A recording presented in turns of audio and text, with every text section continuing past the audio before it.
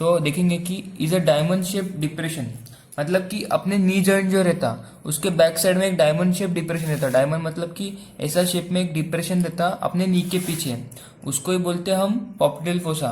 वो किधर किधर रहता, अभी ये इसके ऊपर रहेगा फीमर और इसके नीचे रहता टिबिया, इसलिए it's a diamond shape depression located at the back of the knee joint, the lower part of the femur and the upper part of the tibia. Boundaries क्या रहती है दोस्तों, इसे देखेंगे। एक तो superior lateral, superior medial, inferior lateral and inferior medial. मैं आपको बताता ये क्या रहता। देखो ऐसा डायमंड शेप है, तो ये जो ऊपर वाला पार्ट है, इससे ऊपर वाला पार्ट ये रहेगा सुपेरियर पार्ट और इससे नीचे वाला ये रहेगा इंफीरियर पार्ट। तो देखो ये ऊपर वाला सुपेरियर, नीचे वाला इंफीरियर। तो सुपेरियर के जो लैटरल साइड में रहेगा वो लैटरली, सुपेरियर लैटरली, और सुपेरियर के जो मीडियल साइड में रहेगा सुपेरियर मीडियली। इसी प्रकार से इंफीरियर के जो लैटरल में रहेगा वो इंफीरियर लैटरली, और इंफीरियर के जो मीडियल में रहेगा इंफीरियर मीडियली। अब ये राइट पैर का हम कंसिडर कर रहे हैं, इसके वजह से जो बाहर का साइड है, जो कि देखो ये आपका पैर है, तो इधर अगर आपका हुआ पॉप्टिडियल फोसा, जो बाहर का साइड है तो उसको हम बोलते हैं लैटरल साइड, और जो अंदर का साइड है उसको हम बोलते हैं मीडियल साइड। इसलिए राइट पैर का है, तो राइट पैर के superior lateral, inferior lateral, superior medial, inferior lateral. अभी देखेंगे इसके बाउंड्रीज कैसे हैं। देखो superior lateral by the bicep femoris. अब ये मसल के नाम आपको याद ही रखना पड़ेंगे। बाइसेप फीमोरिस, अभी देखिए बाइसेप फीमोरिस ऐसी दिखती, अपने नी में देखेंगे तो बाइसेप फीमोरिस। फिर सुपेरियर मीडियल, अभी सुपेरियर लैटरल में बाइसेप फीमोरिस, तो सुपेरियर मीडियल में भी कुछ ना कुछ रहेगा। सुपेरियर मीडियल में रहेगा सेमी मेम्ब्रेनसस, सेमी टेंडनसस, ग्रेसिलिस एंड साइटोरिस, ये चाल रहते हैं। देखो याद रहने के लिए काफी आसान है।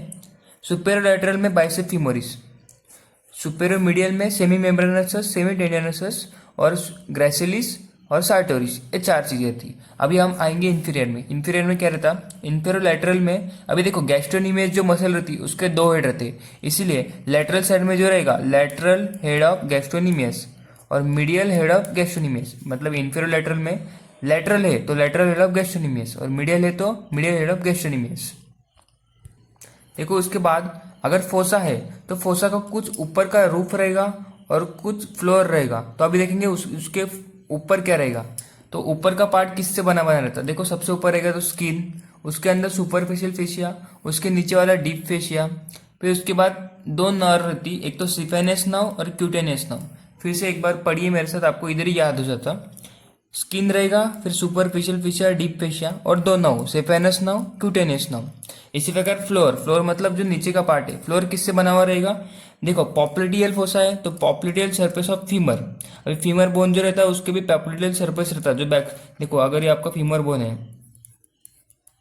ऐसा, तो इसका जो बैक सरफेस रहेगा इधर पॉप्लिडियल सरफेस रहता, तो पॉप्लिडियल सरफेस ऑफ फीमर ये इसका फ्लोर रहेगा अपने पॉप्लिडियल फोसा का। अभी नी इधर नी जॉइंट बनता, तो नी जॉइंट का जो कैप्सूल रहेगा वो भी इसके फ्लोर में आता, और पॉप्लिडियल का जो लिगामेंट रहता वो भी इसके फ्लोर में आता। इसी प्रकार इसका कंटेंट में क्या रहेगा, देखो पॉप्लिडियल फोसा है तो पॉप्लिडियल की आर्टरी, पॉप्लिडियल का वेन। अभी टिबिया बोन इन्वॉल्व है तो टिबियल नर्व और कॉमन पेरिनियल नर्व। अभी देखो एक नर्व रहती है उसके दो बाइफर्केशन होता, एक तो कॉमन पेरिनियल और टिबियल नर्व, इसलिए दोनों नर्व का इधर समावेश होता। इसी प्रकार क्लिनिकल एनाटॉमी में देखेंगे कि पॉप्लिडियल फोसा है तो पॉप्लिडियल से दो चीजें ध्यान में रखना, एक तो अन्यूरिज्म और एक तो पल्स। मतलब एक पॉप्लिडियल अन्यूरिज्म और एक है पॉप्लिडियल पल्स, और एक है बेकर सीस्ट, मतलब कि swelling due to the fluid accumulation from the knee joint. अभी आपने देखा होगा, देखो आपको डायग्राम में दिख रहा होगा कि नी जॉइंट जो है उसके पीछे एक ऐसा स्वेलिंग फ्लूइड एक्यूमुलेट हुआ है, उसकी वजह से ऐसा गोला बन गया है। सीस्ट मतलब अपन क्या बोलते हैं, मास ऑफ फ्लूइड, तो बेकर सिस्ट हुआ है, ये ध्यान में रखो। पॉप्लिडियल अन्यूरिज्म आपको दिख रहा होगा डायग्राम में कि नॉर्मल अगर वेसल ऐसा है तो पॉप्लिडियल अन्यूरिज्म में ऐसा गोला बन जाता। उसी प्रकार पॉप्लिडियल पल्स भी हम देखते कि पॉप्लिडियल सरफेस में अपन को पल्स फील होती है, जैसे हम रेडियल आर्टरी में देखते हैं उसी प्रकार उसकी भी दिखती। तो दोस्तों हमने देखा कि पॉप्लिडियल फोसा कैसा है और बहुत ही इजी है। आप अगर एक बार पढ़ोगे, डायग्राम निकालना मस्ट है और क्लिनिकल एनाटॉमी लिखना मस्ट है। तो चलो दोस्तों मिलते हैं अगले वीडियो के साथ, बाय बाय।